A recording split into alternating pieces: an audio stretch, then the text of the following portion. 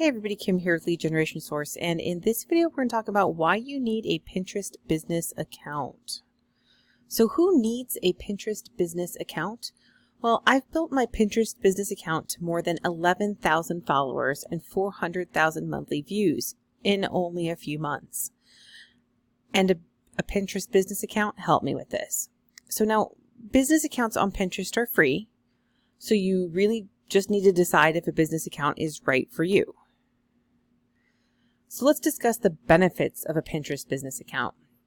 So the real core benefit is that you get to see pin stats and analytics. And if you want to see those, you're going to have a business account on Pinterest.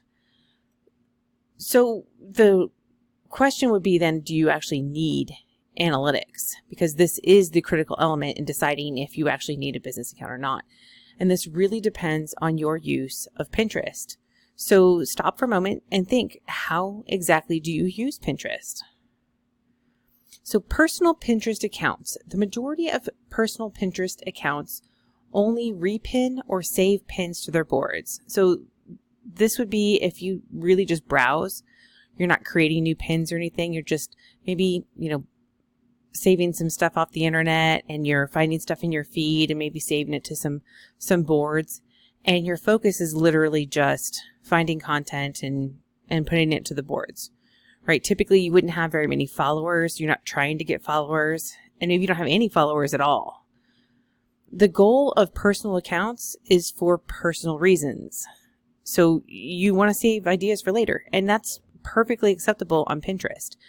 And if that is your goal, then that's the average personal account, and you have no interest of reaching beyond your current board reach. You're just using it for your own personal use. That's a personal Pinterest account. Now, the exception to a personal account is that the person that's using the account is not necessarily using it for genuinely personal reasons. And if you're using it this way, then it kind of indicates that you should look at a business account. Now, this is the user where you're pinning or you're repinning or saving with the intent to distribute information. So you're trying to get a reach, right? You want to reach more people. And let's use this example. And perhaps you have a mission in life. It's your mission right now. And you're going to try to help save the traditional Morgan horse, which incidentally is an American horse on the critically endangered list. So let's say that that's your goal. Your goal is like, hey, I'm going to do everything I can to help with this. And so my Pinterest account is dedicated to pinning about the traditional Morgan horse, repinning about it, and saving to it. Now, that doesn't mean all of your pins are there, but let's just say that that's a good portion of what it is. And it doesn't have to be this one. It could be some other cause. It could be saving the whales, or I don't know, finding organic food for your kids, whatever it is. If you have a cause and that's kind of the focus of your personal account, and your pins and everything are oriented to sharing information about that specific cause, then you probably have a goal to reach more people, right? I mean, you're doing that because you have a mission. You're saying, hey, I want to do this. I want to get this information out. So you really want to reach more people. And the only way to do that effectively is with analytics. So in this case, if that's you need a Pinterest business account. So now let's talk about the business Pinterest account. Now, business users, and I say that as in you can still be a personal individual that doesn't own a business, and you can still have a business account. There's no requirement that you put in an EIN number or self-declare or anything else. It's just they call it a business account because of the type of information you can get access to. But business users have a goal to promote their business, their products, their services, and perhaps even a cause, as we just mentioned. Typically, these accounts focus on some type of strategy to improve the pin reach. So when you pin something or repin something, then you want that to reach as many people as possible. And of course, you're trying to reach those personal accounts where they're browsing through and looking at those pins. Or you are trying to reach other business account users. Perhaps you're doing something for business to business, like I do with digital marketing. Now, many business Pinterest account users focus on building their brand and business identity on Pinterest. So that's something else to consider. If that's you, you definitely want the business Pinterest account. And of course, analytics helps to guide pinning activity. So if you have that account, you have the analytics that'll tell you what kind of pins are doing well with your audience, what kinds of pins are doing well on Pinterest, how effectively you're reaching people, etc., things like that. So you're probably wondering, if I have a personal account, should I switch my personal account to a business account? And if you do have a personal account and you've identified that you have a need for a business account, you have two options.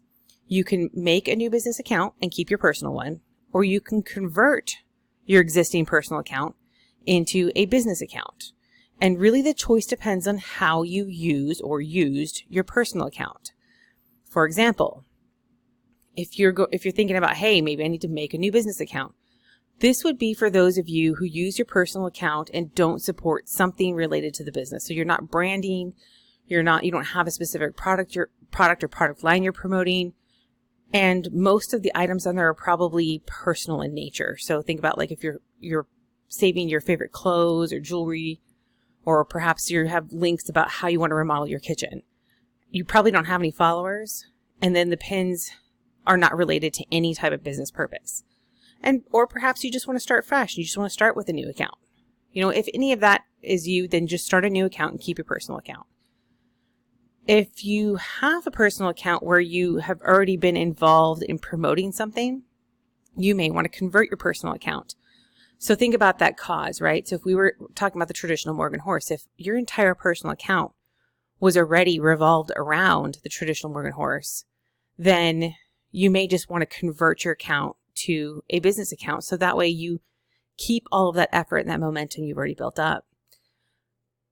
But consider your other pins. If you have some personal stuff on there, you can do one or two things. You can convert the account and then just put the boards to secret, and then you can keep your personal activity as well. Or you can convert that and create another personal one, or you can just keep the personal one and create a business one. So it just really depends on what's on your personal account, because keep in mind, if you've done a ton of activity on your personal account, there's some maximums in there and you probably aren't even close to reaching it. But just in case, if you have done a lot of personal activity, you may just want to start a new account fresh.